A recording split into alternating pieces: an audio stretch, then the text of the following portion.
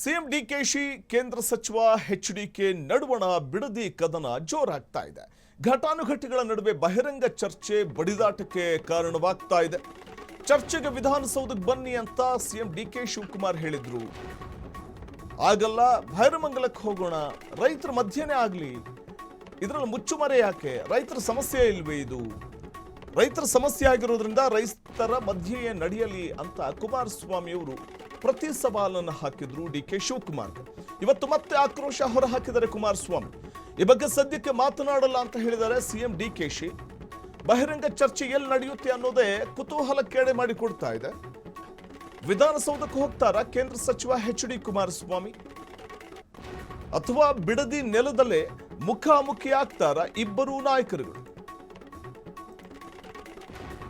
CM DKShi ಕೇಂದ್ರ ಸಚಿವ ಎಚ್.ಡಿ.ಕೆ ಮಧ್ಯೆ ಬಿಡದಿ ಕದನ ಜೋರಾಗಿದ್ದು ಘಟಾನುಘಟಿಗಳ ನಡುವೆ ಬಹಿರಂಗ ಚರ್ಚೆಯ ಬಡಿದಾಟ ಜೋರಾಗಿ ಕಂಡು ಬರ್ತಾ ಇದೆ.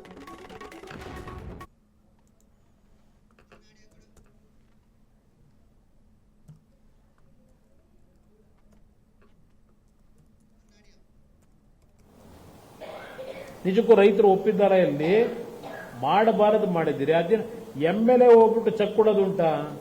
ಇದ್ಯಾವಾಗಲಿಂದ ಈ ಹೊಸ ಕಾನೂನು ತಂದ್ರಿ? ಯಾರಾದರೂ ಭೂ ಸ್ವಾಧೀನ ಪ್ರಕ್ರಿಯೆ ಮಾಡಬೇಕಾದ್ರೆ ಯಾರೋ ನಿಮ್ಮ ಲ್ಯಾಂಡ್ ಅಕ್ವಿಸೇಷನ್ ಆಫೀಸರ್ ಇರ್ತಾನಲ್ಲ, SLO, ಅವನು ಅವರ ಹೆಸರಿಗೆ RTGS ಮಾಡಬೇಕು, ಚೆಕ್ ಕೊಡಕ್ ಬರಲ್ಲ. ಶಾಸಕರು ಏನು ಇಷ್ಟುದ ದೊಡ್ಡ ಬೋರ್ಡ್ ಇಟ್ಕೊಂಡ್ಬಿಟ್ಟು ಕೊಡ್ತಾ ಇದೀವಿ ನೋಡಿ ಆಗಿಲ್ಲ ಅಂತ ಹೇಳಿ ಯಾರೋ 6 ಜನಕ್ಕೋ 7 ಜನಕ್ಕೋ ಕೊಟ್ಟು ಏನು ದೊಡ್ಡ ರೈತರನ್ನ ಉಳಿಸ್ತಕ್ಕಂಥದ್ದಕ್ಕೆ ದೊಡ್ಡ ಮಟ್ಟದಲ್ಲಿ ಆರ್ಥಿಕ ಶಕ್ತಿ ಕೊಟ್ಟಿದ್ದೀವಿ ಅಂತ ಹೊರಟಿದ್ದೀರಿ. ಇವತ್ತು ಇಂದಿನ ಕಲಾಪದಲ್ಲಿ ಸಿದ್ದರಾಮಯ್ಯನವರೇ ಬುದ್ಧಿ ಹೇಳಿ ನೆನ್ನೆ ಇಲ್ಲೆಲ್ಲ ಭಾಷಣ ಮಾಡ್ಕೊಂಡಿದ್ದೀರಿ. 2028ಕ್ಕೂ ಮತ್ತೆ ಕಾಂಗ್ರೆಸ್ ಸರ್ಕಾರವೇ ಏನೋ ಡಿಕೆ ಬಿಕೆ ಹೆಸರಿನಲ್ಲಿ ಮತ್ತಿನ್ನೊಂದು ಬಾರಿ 28ಕ್ಕೆ ಬರ್ತಾರಂತೆ. ನೆನ್ನೆ ಅಸಹ್ಯ ರಸ್ತೆ ನೋಡಿದ್ರೆ ಏನ್ ಹೇಳಿದಿರಿ ನೀವು? ನಿಮ್ಮ ಸರ್ಕಾರದ ಕಾನೂನಿನ ತಂದಿದ್ದೀರಿ, ಯಾರ ಮೇಲೆ ಕೇಸ್ ಹಾಕಿದಿರಿ? ಇವತ್ತು ಜನ ಓಡಾಡಕ್ಕಾಗದೇ ಇರ್ತಕ್ಕಂಥ ರೀತಿಯಲ್ಲಿ ಕಟ್ಟಿದಿರಲ್ಲ ಬ್ಯಾನರ್ಗಳು. ಯಾವನಪ್ಪ ಅಧಿಕಾರಿ? ಯಾರ ಮೇಲೆ ಆಕ್ಷನ್ ತಗೊಂಡಿದ್ದೀರಿ? ಸಣ್ಣ ಪಕ್ಷಗಳು ಯಾವ್ದೊಂದು ಬೋರ್ಡ್ ಹಾಕೊಂಡ್ರೆ ಕೇಸ್ ಹಾಕ್ತೀರಿ.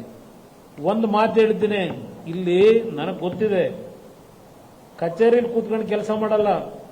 ಈ ಒಂದು ಪ್ರಾಜೆಕ್ಟಿಗೆ ಸಂಬಂಧಪಟ್ಟ ಹಾಗೆ ಅಲ್ಲೆಲ್ಲ ನಾಗರಬಾವಿ ಹತ್ರ ಒಂದು ಬಾಡಿಗೆ ಮನೆ ತಗೊಂಡು ಅಲ್ಲಿ ಕೆಲವು ಪುಡಾರಿಗಳನ್ನ ಇಟ್ಕೊಂಡು ಮಾಫಿಯಾಗಳನ್ನ ಇಟ್ಕೊಂಡು ಅಲ್ಲಿ ವ್ಯವಹಾರ ನಡೆಸ್ಕೊಂಡು ಕೂತಿದ್ದೀರಿ. DC ಕಚೇರಿಯಲ್ಲಿ ಮಾಡ್ತಾ ಇಲ್ಲ. ಎಷ್ಟು ಜನ ಜೈಲಿಗೆ ಹೋಗಕ್ಕೆ ತಯಾರಾಗಿ ಗೊತ್ತಿದೆ ನನಗೆ. ಇದರಲ್ಲಿ ಡಿನೋಟಿಫಿಕೇಶನ್ ಮಾಡೋದೇನಿದೆ? ನೀವು ಮಾಡ್ಕೊಂಡಿರೋದು ಏನಿದೆ, ಪ್ರಾಜೆಕ್ಟ್ ಕೈ ಬಿಟ್ರೆ ಮುಗಿದೋಯ್ತು.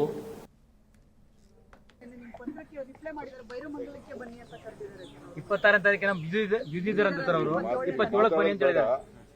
ನಾನು ವಾಪಸ್ ನಿಮ್ಗೆ ತಿಳಿಸ್ತೀನಿ. ಜನರ ಜೊತೆಗೆ ಆಗ್ಲಿ ಅಂತ ಹೇಳ್ತಿದ್ರು ಸರ್ ಚರ್ಚೆ.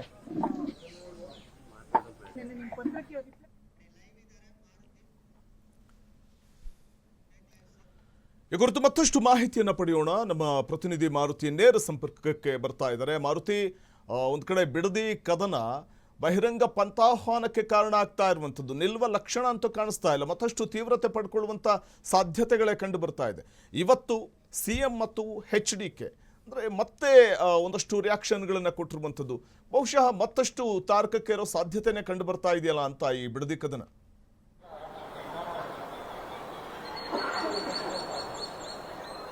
ಹೌದು ವಸಂತ್, ಯಾಕೆಂದ್ರೆ ಬಿಡದಿ ಹೋರಾಟ ವಿಚಾರವಾಗಿ ಈಗಾಗಲೇ ರೈತರು ಕೂಡ ಅಂದ್ರೆ ಬಿಡದಿ ಟೌನ್ಶಿಪ್ ಆಗಬಾರ್ದು ಅಂತ ಸಾಕಷ್ಟು ರೈತರು ಈಗಾಗಲೇ ಕೆಲವು ತಿಂಗಳಿಂದಲೂ ಕೂಡ ಹೋರಾಟವನ್ನ ಮಾಡ್ತಾ ಇರುವಂತದ್ದು ಅಂದ್ರೆ ಭೈರವಂಗಲದ ಹತ್ರ.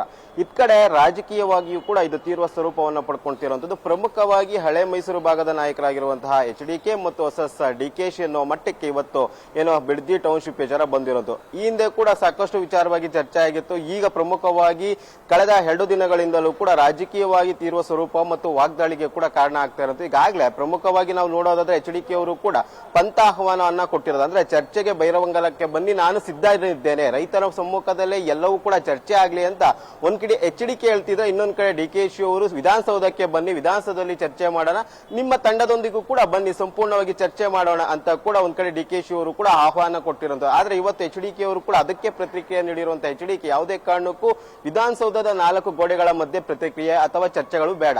ಇಲ್ಲಿ ಸಮಸ್ಯೆ ಆಗ್ತಿರುವಂತದ್ದು ರೈತರಿಗೆ, ನಾನು ನಿಂತಿರುವಂತದ್ದು ರೈತರ ಪರ, ಇದರಲ್ಲಿ ನಂದು ಯಾವುದೇ ರೀತಿಯಾದಂತಹ ರಾಜಕೀಯ ಇಲ್ಲ. ನೇರವಾಗಿ ನೀವು ಬೈರವಂಗಲದತ್ತ ನಡೀತಿರುವಂತಹ ರೈತರ ಪ್ರತಿಭಟನೆ ಆ ಸ್ಥಳಕ್ಕೆ ಬನ್ನಿ, ಚರ್ಚೆ ಮಾಡೋಣ. ನಂದು ಯಾವುದೇ ರೀತಿಯ ತಂಡ ಇಲ್ಲ, ನಂದೇನಿದ್ರು ಇರುವಂತದ್ದು ರೈತರ ಪರವಾಗಿ. ನಾನು ಕಾನೂನು ಹೋರಾಟಕ್ಕೆ ಬೇಕಾದಂತ ಸಪೋರ್ಟ್ ಅನ್ನ ಕೂಡ ಈಗಾಗಲೇ ರೈತರಿಗೆ ಕೊಟ್ಟಿದ್ದೇನೆ. ನೀವು ಬರೋದಾದ್ರೆ ರೈತರ ಸಮ್ಮುಖದಲ್ಲೇ ಬನ್ನಿ, ಚರ್ಚೆ ಮಾಡೋಣ ಅಂತ ಕೂಡ ಆಹ್ವಾನ ಕೊಟ್ಟಿರೋದು. ಪ್ರಮುಖವಾಗಿ DKಶಿ ಅವರು 26ನೇ ತಾರೀಕು ವಿಧಾನಸೌಧಕ್ಕೆ ಬನ್ನಿ ಅಂತ ಹೇಳಿದ್ರು.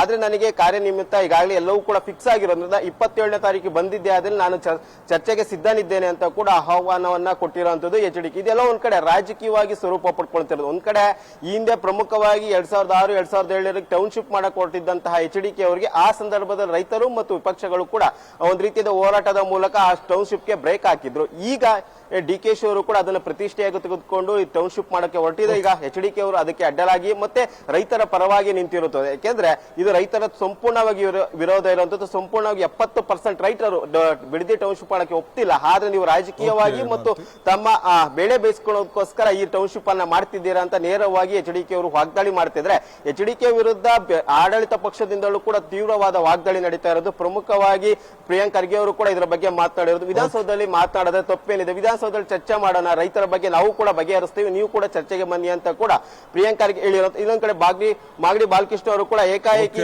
ಅವ್ರ ವಿರುದ್ಧ ವಾಗ್ದಾಳಿಯನ್ನು ನಡೆಸೋದಿಲ್ಲ. ಒಂದ್ ಕಡೆ ಇದು ರಾಜಕೀಯವಾಗಿ ತಮ್ಮ ರಾಜಕೀಯದ ಅಸ್ತಿತ್ವಕ್ಕೋ ಮತ್ತೊಂದು ವಿಚಾರಕ್ಕೋ ಚರ್ಚೆ ಆಗ್ತಿರೋದು. ಎಲ್ಲಿ ಚರ್ಚೆ ಆಗತ್ತೆ ಎಂಬುದು ಕೂಡ ಸಾಕಷ್ಟು ಕುತೂಹಲ ಮೂಡಿಸಿರು. ಒಂದ್ ಕಡೆ DKಶಿ ಅವರು ನಾನು ಆ ಸ್ಥಳಕ್ಕೆ ಹೋಗಲ್ಲ ಅಂತ ಹೇಳ್ತಾರೆ, ಇನ್ನೊಂದ್ ಕಡೆ ನಾನು ವಿಧಾನಸೌಧಕ್ಕೆ ಬರಲ್ಲ, ನಾನು ರೈತರ ಸಮ್ಮುಖದಲ್ಲೇ ಚರ್ಚೆ ಮಾಡ್ತೀನಿ ಅಂತ ಕೂಡ HDK ಅವರು ಹೇಳ್ತಿರೋದ್ರಿಂದ ಇದು ಬೈರವಂಗಲದಲ್ಲಿ ಚರ್ಚೆಗೆ ಗ್ರಸ್ತವಾಗುತ್ತಾ ಅಥವಾ ವಿಧಾನಸೌಧದಲ್ಲಿ ಚರ್ಚೆ ಆಗುತ್ತಾ, ಇದು ಕೇವಲ ರಾಜಕೀಯವಾಗಿ ತಮ್ಮ ಹೇಳಿಕೆಗಳನ್ನ ಕೊಡ್ತಿದ್ದಾರೆ ಎಂಬುದು ಕೂಡ ಕಾದ್ ನೋಡ್ಬೇಕಾಗಿರುವಂತದ್ದು. ವಸಂತ್, ಧನ್ಯವಾದ ಮಾರುತಿ ತಮ್ಮ ಮಾಹಿತಿಗಾಗಿ.